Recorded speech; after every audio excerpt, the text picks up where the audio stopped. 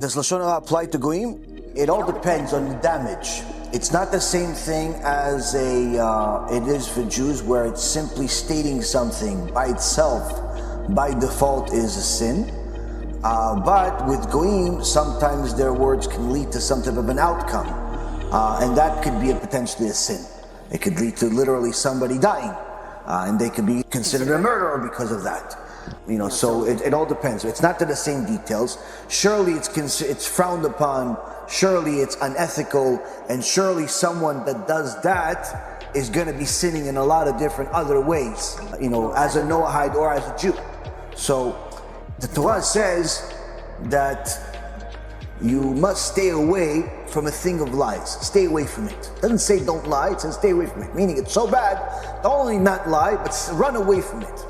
But sometimes there are certain circumstances where lying is in essence the right thing to do, because you are, let's say, saving something, you're not hurting somebody. Let's say if your spouse tells you, how do I look? The answer is not usually what you're thinking at times, because maybe they don't look as great as they want you to think. But you can't tell them that. So you tell them what they want to hear, or better than what they want to hear. Now, is that lying or not? The Torah tells us that even in a situation like that, where lying is actually the right thing to do, don't lie. Does that mean I tell her the truth that she looks like a whale? No. No one says that way. You think we're stupid? No. What does she say? What do you gotta do? You gotta be vague. Never directly lie. You have to learn how to be vague, where it's not a lie. So if you know, for example, that your wife is very, very self-conscious about her age. Women, for some reason, are self-conscious about their age.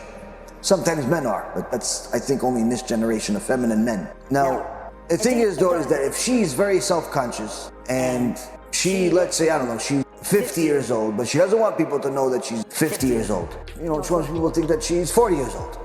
Now, you can't tell people this. They ask her, how old is your wife? Oh, she's 40. Yeah, that's a lie. You can't tell them she's 50, because that's what's going to hurt her. So what you got to do?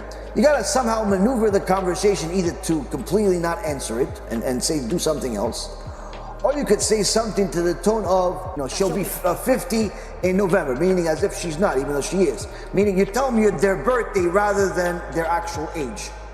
I remember in the business world, one of the guys in the office wanted customers to think that he's older, but because he was still in his early 20s, and most of the customers in the investment world are old-timers, because that's the people that usually have money.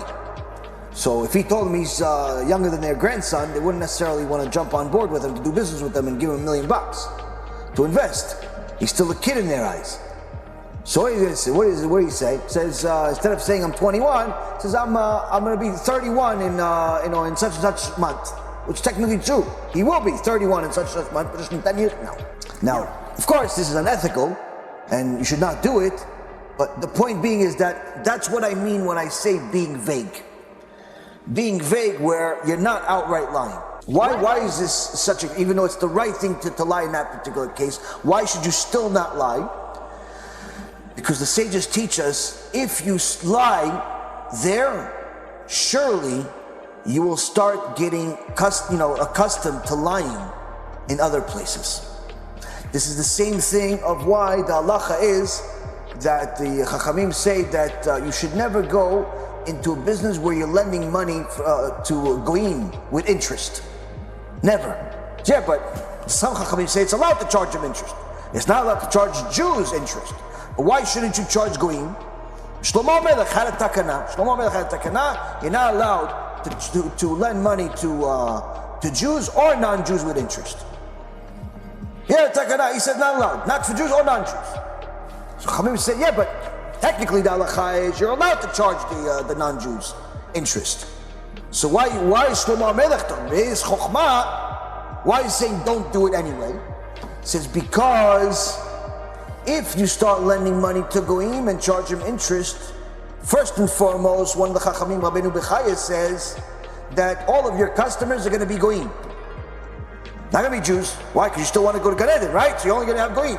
But if you got all your customers are goyim, you're going to constantly hang out with goyim. You have Chris and Peter and Paul and John, they're all your customers. Before you know it, you become a Christian. Why? Because that's all your customers who you hang out with all the time. They're going to affect you. Rashi Ala Makom says even more.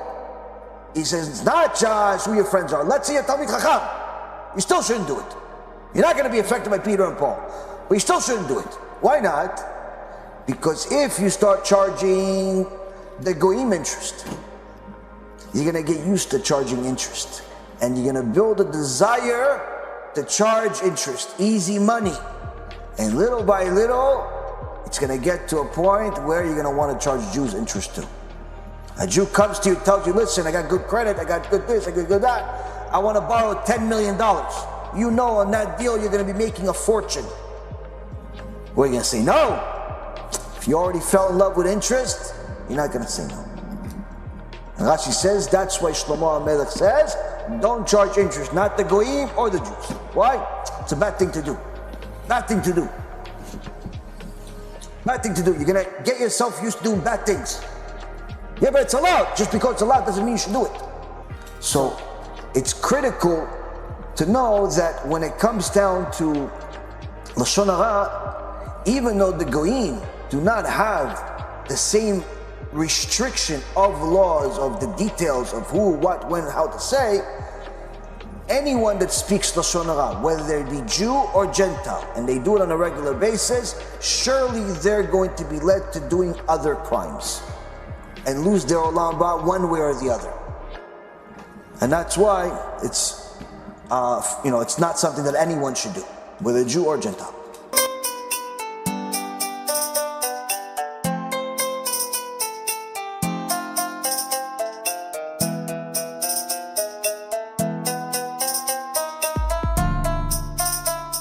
Let me know what you think, and make sure to share it, because other people need to learn too.